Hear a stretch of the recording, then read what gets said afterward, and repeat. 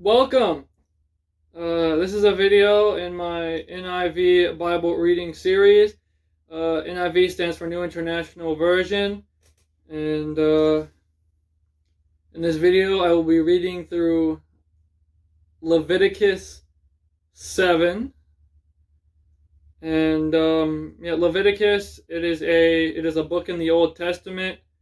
It is mostly a rule book on stuff like the tabernacle and worshiping and stuff like that. Let me flip to Exodus 7. So Exodus 7 talks about the guilt offering, which you have in the Old Testament. You have the tabernacle, and they had to do the sacrifices and of the animals every day, and they're in the festivals and stuff like that. That's what God commanded Moses in the Old Testament. The Israelites, that's what God wanted them to do, and it spoke of it was the rules that were followed and system that was set up before Christ came and died for our sins and stuff like that. And then once that happened, it's New Testament, the coming of Christ, and forward on is the New Testament, and we are in the Old Testament right now. And the Old Testament gives specific rules on how that tabernacle and burnt offering system works. So, and this is part of it. These are part of the rules. The guilt offering, which is going to be talked about in Leviticus 7. It also talks about the fellowship offering and among other things. And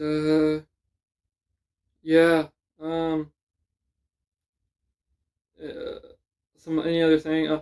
So in the New Testament times, we do not have to follow. We don't follow these ceremonial rules and this system of the tabernacle and the animals, because Christ came, died for our sins, which is what the animals and stuff, like burning the animals and stuff, was for.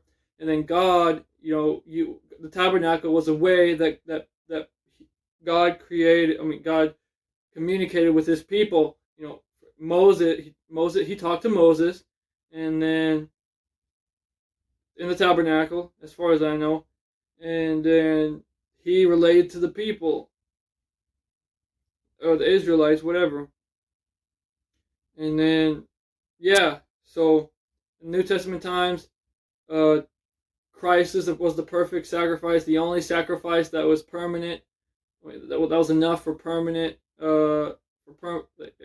permanent sin forgiveness, I guess you could say. So, like, the animals were required to be sacrificed every day and stuff like that. Every time you sinned, and all these other things, and there were other laws too and stuff. But you don't have to do that. It's the ceremonial law of the Old Testament in this New Testament times. So, but it's still there. It's part of our Bible. It's part of the Christian Bible, and because you can't have a New Testament without an Old Testament. So, let's just get into it. These are the regulations for the guilt offering, which is most holy. The guilt offering is to be slaughtered in the place where the burnt offering is slaughtered, and its blood to be sprinkled against the altar on all sides. All its fat shall be offered, the fat tail and the fat that covers the inner parts, both kidneys with the fat on them near the loins, and the covering of the liver, which is to be removed with the kidneys. The priest shall burn them on the altar as an offering made to the Lord by fire. It is a guilt offering, and any male in a priest's family may eat it, but it must be eaten in a holy place. It is most holy. The same law applies to both the sin offering and the guilt offering. They belong to the priest who makes atonement with them. The priest who offers a burnt offering for anyone may keep his hide for himself. Every grain offering baked in an oven or cooked in a pan or on a griddle belongs to the priest who offers it. And every grain offering, whether mixed with oil or dry, belongs equally to all the sons of Aaron. These are the regulations, and now it's going to talk about the fellowship offering now.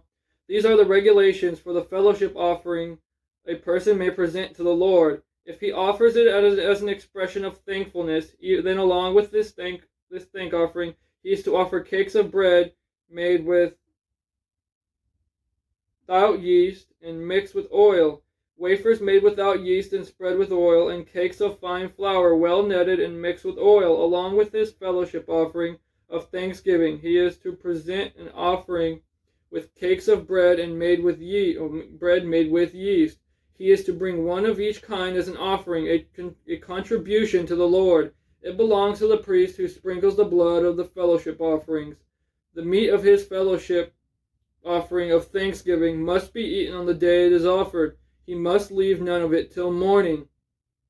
If, however, his offering is the result of a vow or is a free will offering, the sacrifice shall be eaten on the day he offers it, but anything left over may be eaten on the next day. Any meat of the sacrifice left over till the third day must be burned up. If any meat of the fellowship offering is eaten on the third day, it will not be accepted. It will be credited to the one who offered it, for it is impure. The person who eats any of it, it will not be credited to the one who offered it, for it is impure. The person who eats any of it will be held responsible. Meat that touches anything ceremonially unclean must not be eaten. It must be burned up. As for other meat, anyone ceremonially clean may eat it. But if anyone who is unclean eats any meat of the fellowship offering belonging to the Lord, that person must be cut off from his people. If anyone touches something unclean, whether human uncleanness or an unclean animal or any unclean detestable thing, and then eats any of the meat of the fellowship offering belonging to the Lord, that person must be cut off from his people. I might have said that twice. I don't know. The Lord said to Moses, "Say to the Israelites, do not eat any of the fat of cattle, sheep, or goats. The fat of an animal found dead or torn by wild animals may be used for any other purpose, but you must not eat it. Anyone who eats the fat of an animal from which an offering by fire may be made to the Lord must be cut off from his people, and wherever you live, you must not eat the blood of any bird or animal. If anyone eats blood, that person must be cut off from his people." Now see, let's be clear here. This does not apply to the modern times. All right? And that's just fact. That's just how it is. This is not part. You will not, as far as I know, you will not be condemned by God in modern times, in the New Testament times, if you do that. God had his reasons and his purposes for holding the Jews back then, and in the Old Testament times, to hold them to that. He wanted them to be distinct from others. Is the conclusion that many come to. He wanted them to be distinct from all the other people, that like the pagans and stuff like that. The Lord said to Moses, "Say to the Israelites, anyone who brings a fellowship offering to the Lord is to bring part of it as his sacrifice to the Lord. With his own hands he is to bring the offering made to the Lord by fire. He is to bring the fat together with the breast and wave the breast before the Lord as a wave offering. The priest shall burn the fat on the altar, but the breast belongs to Aaron and his sons.